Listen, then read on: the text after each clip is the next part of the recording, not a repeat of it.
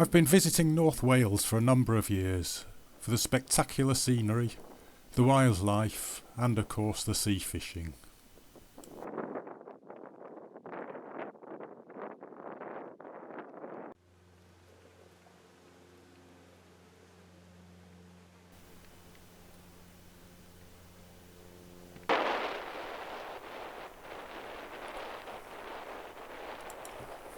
We normally base ourselves at Dune, which affords spectacular views south towards the Lleyn Peninsula.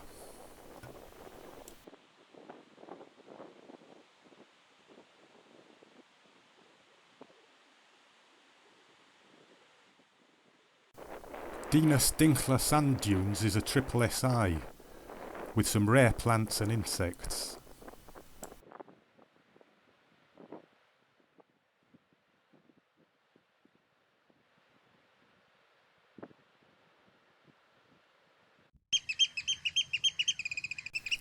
Sea holly finds the dunes to its liking.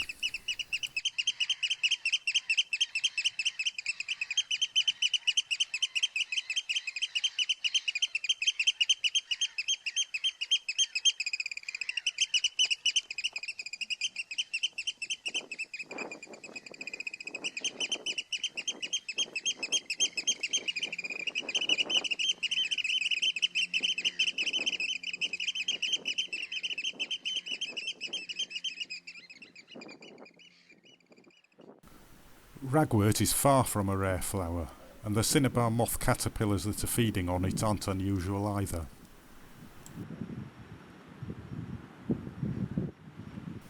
Its colours serve as a warning to would-be predators that it is extremely poisonous.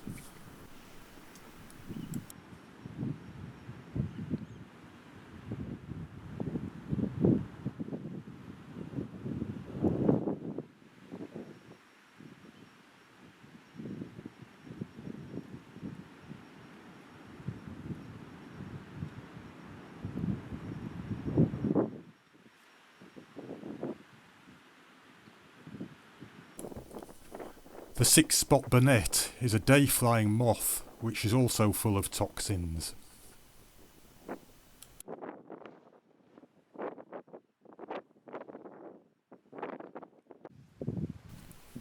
Wildflowers found on the dunes include common centauri, sea bindweed,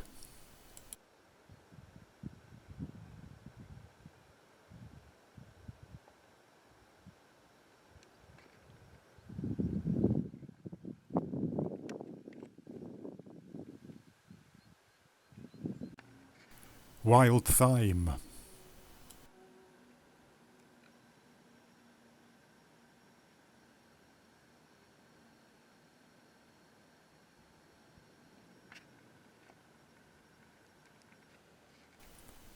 sea spurge,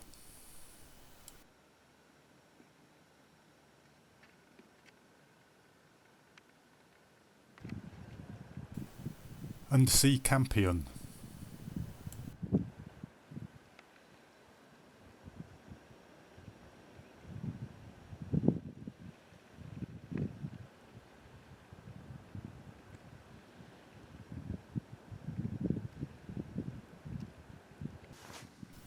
The grayling is a coastal butterfly, which always settles with its wings shut and has magnificent camouflage.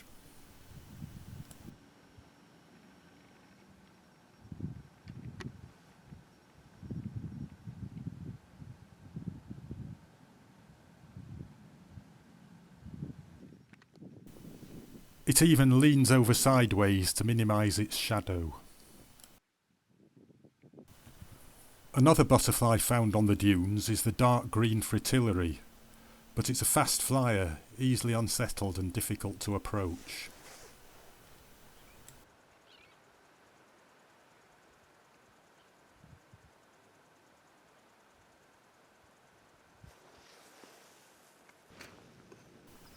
Skylarks find the habitat to their liking.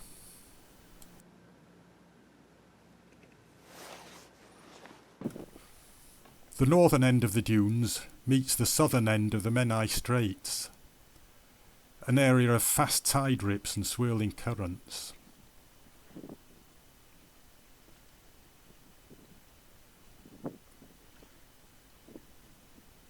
Here we look across towards Carnarvon and the island of Anglesey.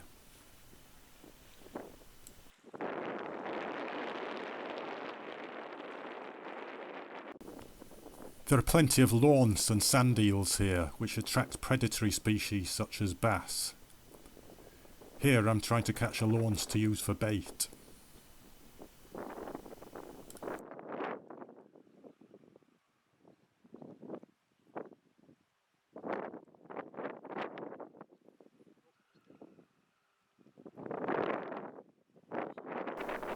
Success, although it's foul hooked in the flank.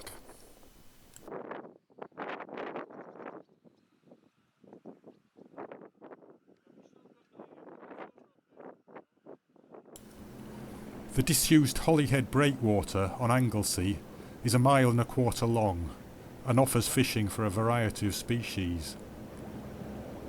It's also a good vantage point from which to watch the comings and goings of the Irish ferries.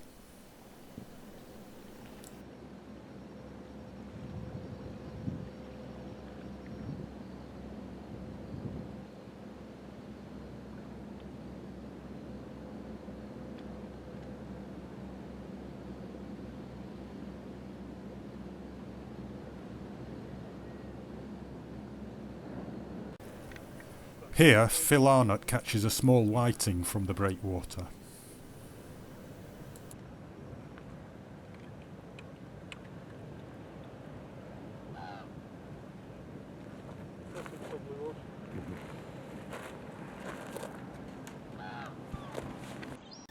A range of mini species can be caught here, including the rock goby, the gold cinny, a small member of the wrasse family, the colourful corkwing wrasse, and if you're very lucky, a butterfish, a common rockpool species, but an unusual catch on rod and line. Here a small lobster has picked up my bait, but it's nothing like big enough for the pot, so it'll go back alive. The mixture of gorse, heather and wildflowers, overlooking this small harbour on the north coast of Anglesey, offers more interesting wildlife.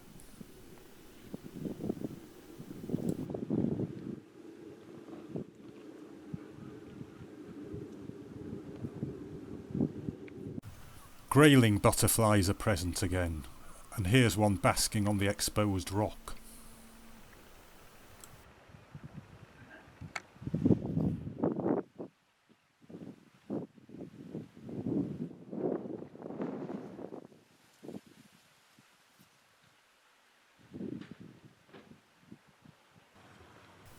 But of course it's the fishing that's drawn us here, and the pier offers a range of interesting mini species.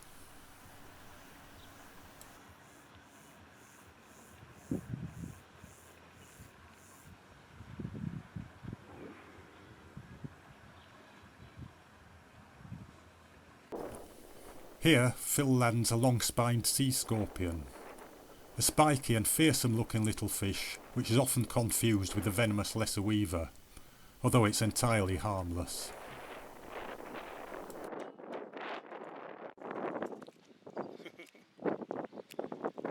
A pollock has taken a bait intended for the mini species, but the tiny hook fails to retain a hold. Other common species on the pier include the shanny, the tompot blenny, so called because it often turns up in crab and lobster pots, the poor cod, which is a member of the cod family as the name suggests, although it only grows to a few inches in length, the leopard-spotted goby, a fish of localised distribution, is plentiful here. The rock cook, a small and vividly coloured member of the wrasse family. The sand smelt.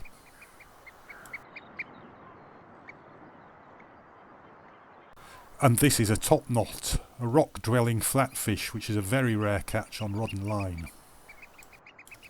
One of my favourite spots on Anglesey is Tekro, where a disused RAF camp stands above the sea cliffs. It's been overrun with gorse, wildflowers and heather.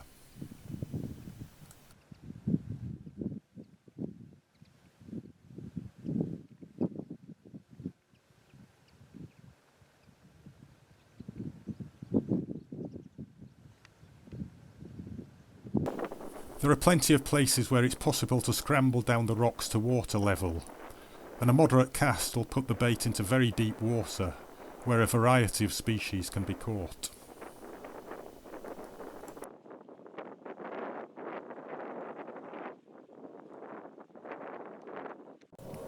The view across to Rosniger on Hollyhead is spectacular, and the sound of jets from RAF Valley can often be overheard.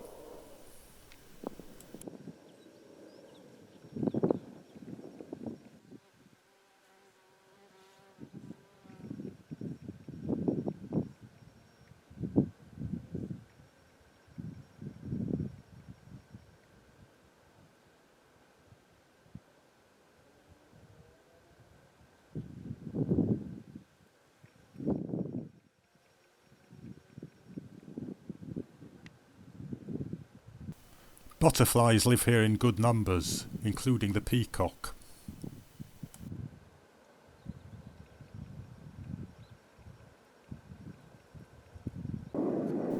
Another very common species is the gatekeeper.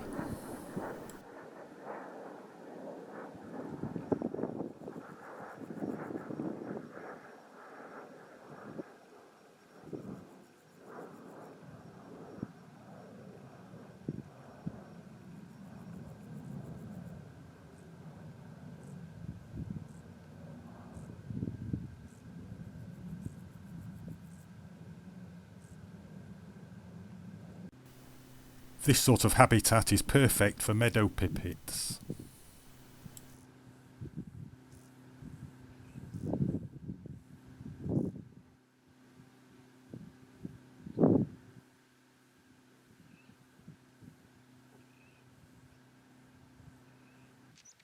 Stonechats also breed here during the summer months, the males making their characteristic call from high vantage points.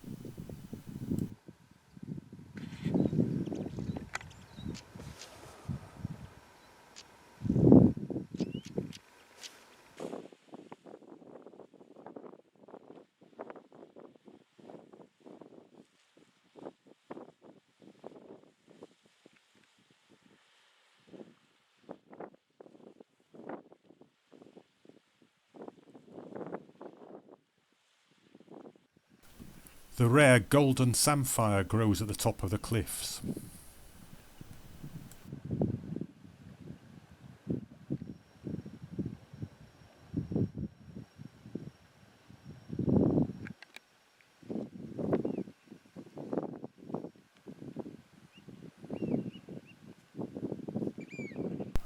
And a confiding raven enjoys a preen and a cackle.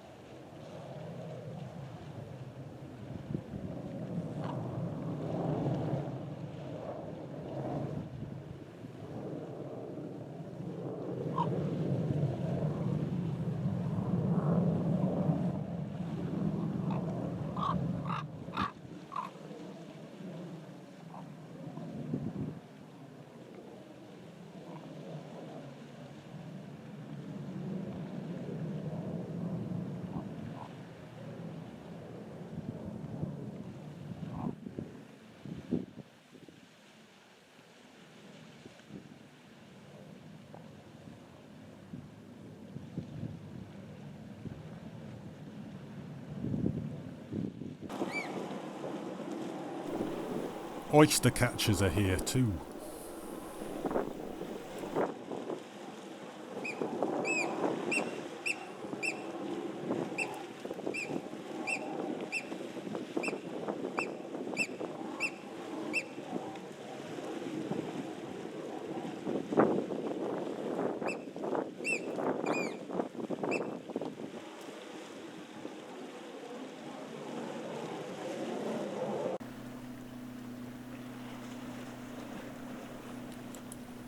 Beneath the surface, the rocky terrain soon gives way to deep water over sand, and a huge number of species can be caught here.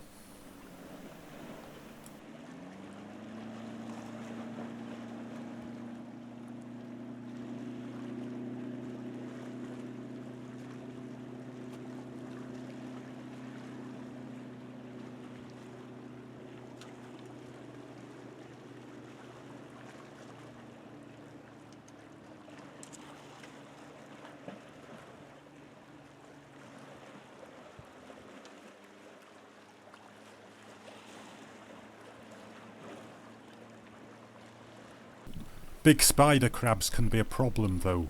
They'll often steal bait and even chew through line. Grey gurnard are a common catch on small worm baits, but they rarely grow to any size.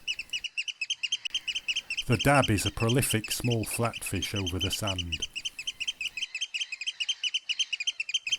Bal and wrasse favour the rock edges, where they ambush prey from hideouts in the kelp. Cod are also caught here. Among the larger species is the voracious bullhuss, also known as the greater spotted dogfish. And there are several species of ray. This one's the spotted ray.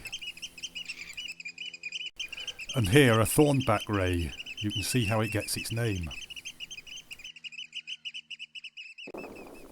This is a short estuary formed by the confluence of two small streams, and although it lacks the visual appeal of somewhere like Tekro, it still provides good fishing and interesting wildlife.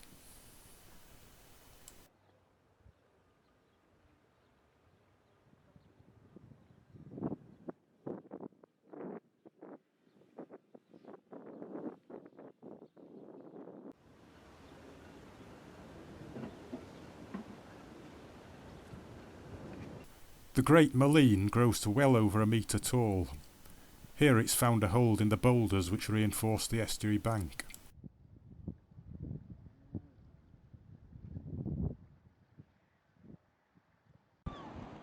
Thick-lipped grey mullet populate the estuary in good numbers and even find their way into the feeder streams. They have specialised feeding habits, and their unusually shaped mouths leave distinctive furrows in the estuary mud as they browse algae. You wouldn't expect a predatory bass to intercept a breadflake bait intended for mullet, but it happens too often for coincidence. Black bream also find their way into the estuary during the summer months. It doesn't give the appearance of a wildlife haven, but take a closer look.